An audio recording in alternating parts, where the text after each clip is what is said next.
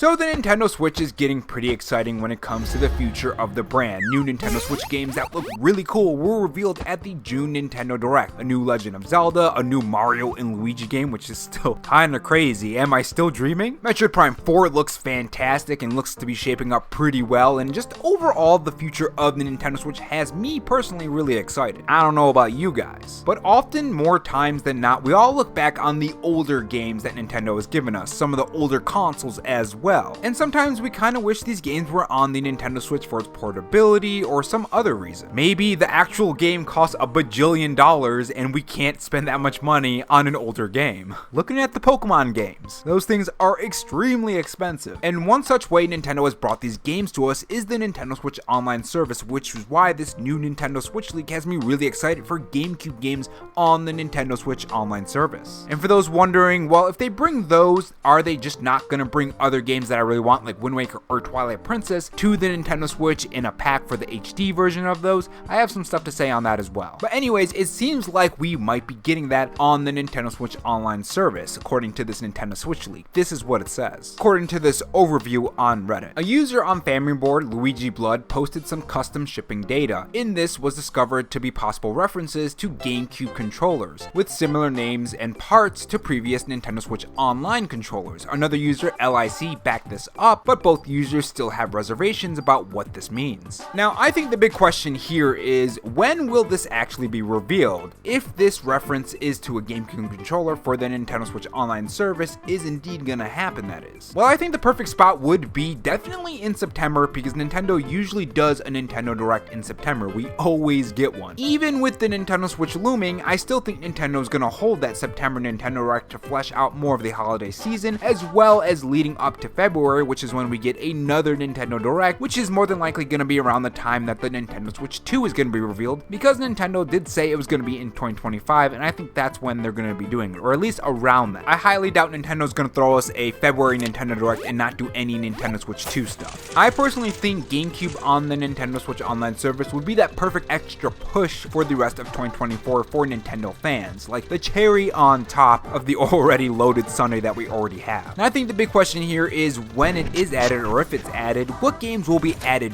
first? A key focus on the word first, because we all know what Nintendo does with the Nintendo Switch Online service. They drip feed the games, as much as we don't like that. So what GameCube games will show up first on the Nintendo Switch Online service, especially for something as big as GameCube? One game that's usually thrown around is Legend of Zelda Wind Waker, or maybe even Twilight Princess, or bigger GameCube games. But personally, I kinda want this smaller game from Capcom, Beautiful Joe. Honestly, I am shocked this IP is just gone, dust in the wind. They don't even care about it anymore. I mean, at one point, it even had its own show. I would absolutely love a new game in the series, but other than that, I think other cool games that are not big, like Mario Kart Double Dash or Wind Waker and all that kind of stuff, would be iNinja. If you guys ever played iNinja, let me know in the comment section below. It's kind of a niche game, but I remember enjoying the heck out of that as well with my friend. I also vaguely remember playing Time Splitters on the GameCube as well, so let's add that on the Nintendo Switch Online service as well. I think that would be pretty cool. That game kind of just popped in my head as I was recording that, so I just threw that in there. Now, of course, I do want Wind Waker and Twilight Princess, but Star Fox Adventures would be another one as well. The original Animal Crossing would be amazing as well. Kirby Air Riders, that's another one. That was a fantastic game in my opinion. Smash Bros. Melee is another one. But yeah, those are just some of the games I'd love to see on the Nintendo Switch Online service. Part of it is because a lot of the games do have multiplayer, and just having that online multiplayer that the Nintendo Switch Online service allows players to have would be really cool, you know? Now, some people are a little worried that if Nintendo does do GameCube games on the Nintendo Switch Online service, that means games like Twilight Princess HD and Wind Waker HD won't be able to be on the Nintendo Switch Online service. But remember, guys, Mario 64 is on the Nintendo Switch Online service, and it's also in the 35th anniversary